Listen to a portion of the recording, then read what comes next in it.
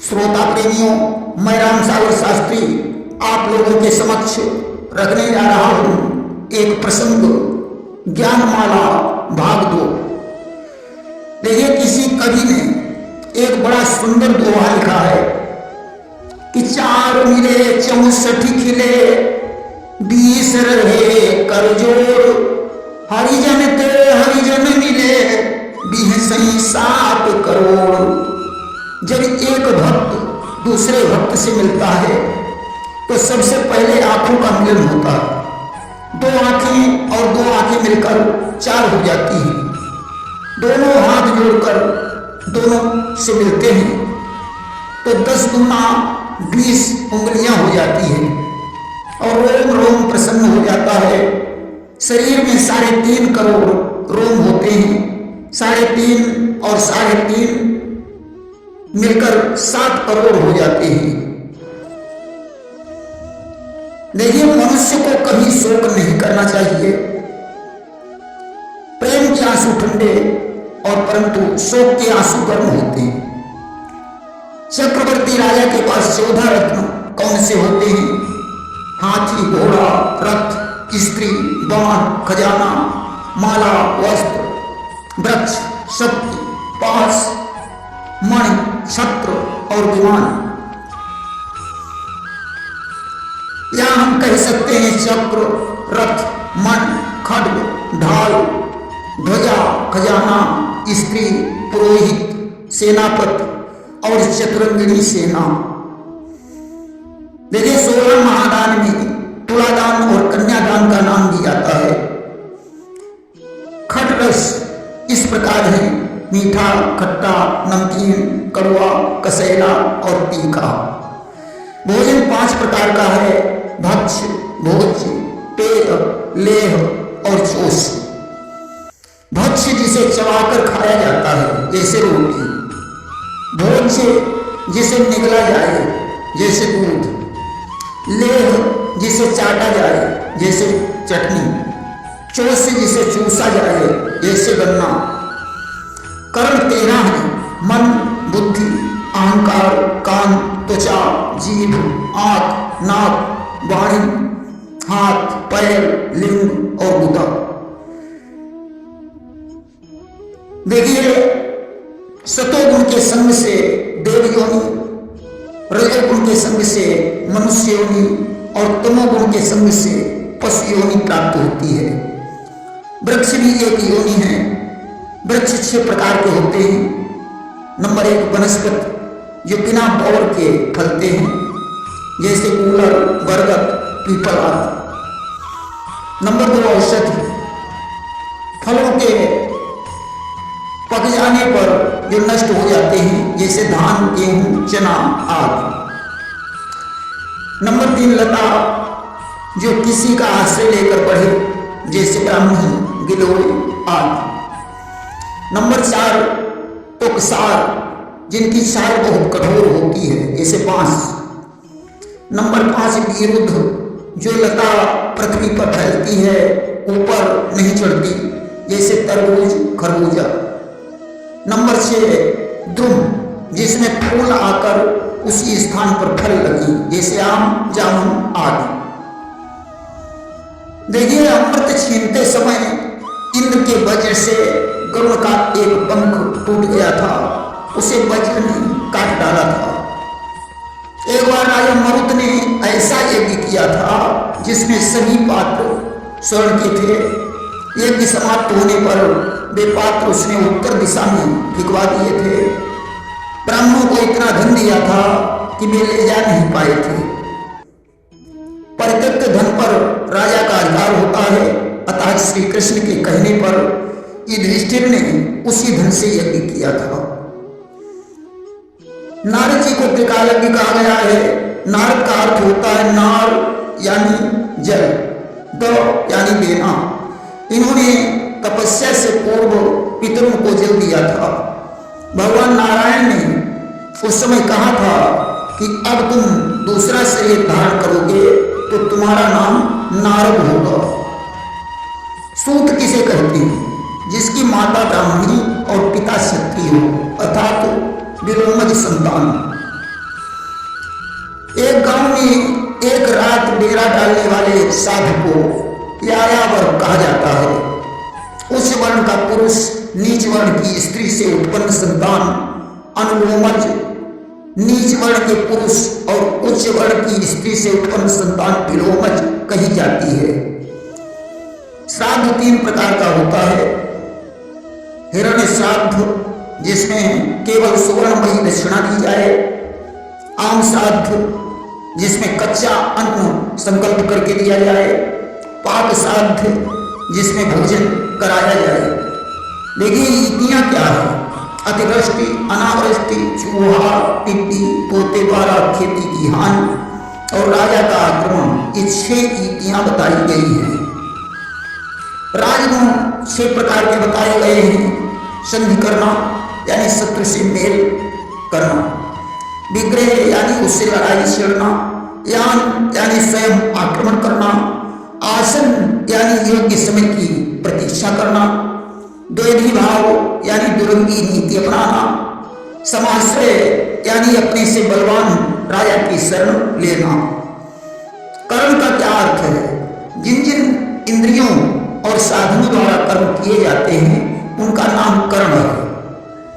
कीर्ति, श्री, वाक, स्मृति, मेधा, धृत, क्षमा आदि भगवान की विभूतियां बताई गई हैं। सर्प की 2 जातियां बताई गई हैं, नाग और सर्प। भगवान को ही समय माना गया है। क्षण, घड़ी, दिन, पक्ष, मास आदि ही समय है। कृष्ण मृग विचरने वाली भूमि को पवित्र और यज्ञ के योग्य बताया गया है। तर्क या ज्ञान मुद्रा क्या है? तर्जनी को अंगूठे से जोड़कर अन्य उंगलियों को आपस में मिलाकर फैला देने से जो बंध सिद्ध होता है उसे ज्ञान मुद्रा कहा गया है। मेड़ी किसे कहा गया है? दाएं चलाने वाले बैल जिस खंभे से बंधे रहते हैं उसे मेड़ी कहा जाता है। यूप किसे कहते हैं? यज्ञ वाले पशु को बांधने वाले खंभे को यूप तथा यूप के आगे रखे हुए बलयाकार काष्ठ को चसाल कहा जाता है। प्रकृति और विकृति क्या है? संपूर्ण अंगों से युक्त क्रतुओं को प्रकृति और किसी न किसी अंग की कमी को विकृति कहा गया है। द्रोण का मान 32 से बताया गया है। व्याम दोनों हाथ फैलाने की दूरी को कहते हैं। ऊवर उस काष्ठ का नाम है जिस पर जुआ रखा जाता है। देखिए, विश्वामित्र जब राम लक्ष्मण को मांगने गए तो दशरथ ने उनकी उम्र 16 वर्ष से कम बताई थी। प्रयाग से चित्रकूट की दूरी रामायण में 80 मील बताई गई है। राज शक्ति क्या है? प्रभु यानी कोषदंड, उत्साह यानी पराक्रम प्रकट करना, मंत्र यानी संधि और विग्रह, यही 3 शक्तियां हैं। श्राद्ध के लिए कृष्ण पक्ष 13 को चंद्रमा मघा नक्षत्र में और सूर्य हस्त नक्षत्र में हो, उस योग को सबसे अच्छा माना गया है। शरीर में 6 शत्रु कौन कौन से हैं?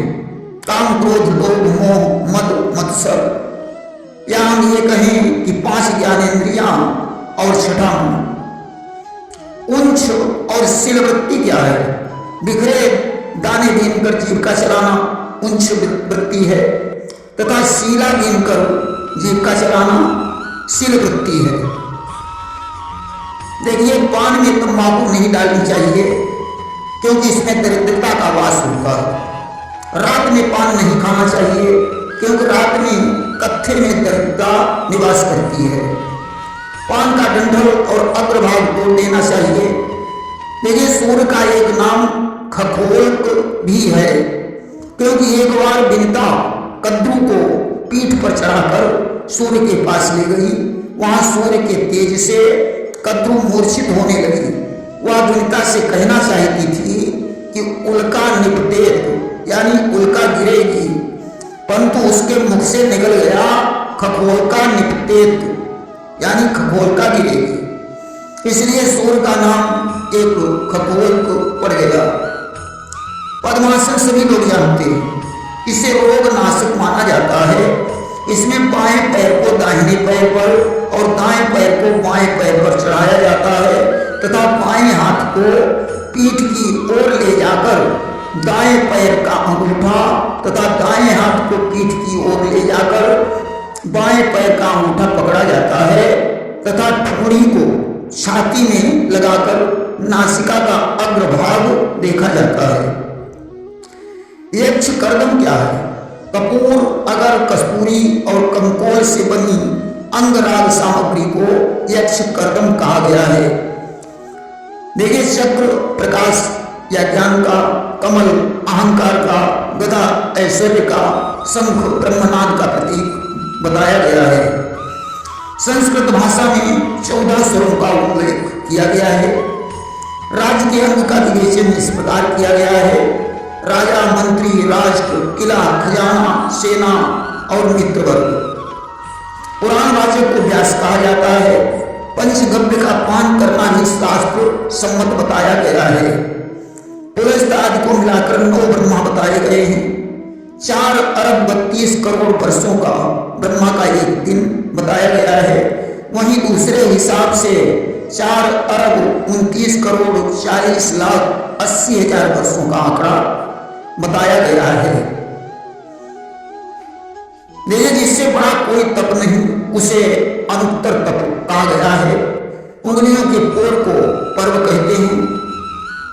जो कामवश भाई की विधवा पत्नी से संसर्ग करे वह दिदसु पति कहा जाता है। बड़ी बहन बैठी हो, छोटी विवाह कर ले तो बड़ी बहन दिदसु और उसका पति दिदसु पति होता है। 18 संख्या क्या है? 1, 10, शत, सहस्र, अयुत, नियुत, प्रयुत, अर्बुद, निर्बुद, ब्रह्म, खर्व, निखर्व, शंख, पद्म, समुद्र, मध्य, अंत और परार्ध। देखिए, कहा गया है कि साईं के दरबार में बदला कहीं न जाए। भगवान ने बाल को मारा, बाल ने जरा नामक बहेलिया बनकर भगवान के चरण में बाण मारा, बदला पूरा हो गया। परंतु जरा ने भगवान के चरण में ही बाण क्यों मारा, इसका भी एक कारण है। एक बार दुर्वासा ऋषि भगवान कृष्ण के यहाँ आए। भगवान ने उनका यथोचित सत्कार किया। दुर्वासा ने अपने जूठे जल को देकर भगवान से कहा कि इस जल को अपने सारे शरीर में लगाओ। भगवान ने विचार किया कि ब्राह्मण का जूठा जल पैर में लगाना ठीक नहीं होगा, इसलिए उन्होंने जल को पैर में नहीं लगाया। दुर्वासा ने विचार किया, कृष्ण ने मेरी आज्ञा का उल्लंघन किया है। विदित इतिहास जानत सब क्रोधी दुर्वासा। अस्त दुर्वासा को क्रोध आ गया। उन्होंने भगवान कृष्ण को शाप दे दिया कि जाओ, एक दिन तुम्हारे पैर में छेद हो जाएगा। इसीलिए जरा ने भगवान कृष्ण के पैर में बाण मारा था। हरिणाक्रीडन क्या होता है? एक निश्चित लक्ष्य के पास 2-2 बालक एक साथ हिरण की भांति उछलते हुए जाते हैं। जो दोनों में पहले पहुंच जाता है वह विजयी होता है। हारा हुआ बालक जीते हुए को अपनी पीठ पर चढ़ाकर मुख्य स्थान तक ले जाता है। इसे हरिणाक्रीडन कहा जाता है। वीर बहुटी क्या है? बरसात में गिंजाई को वीर बहुटी कहा जाता है।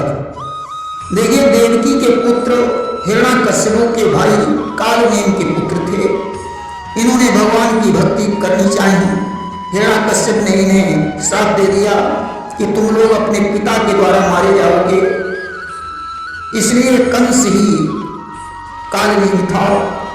उसने देवकी के पुत्रों का हनन किया। कानीन किसे कहते हैं? अविवाहिता से उत्पन्न पुत्र को कानीन कहा गया है, जैसे कर्ण। देव योनियां कितनी हैं? 8।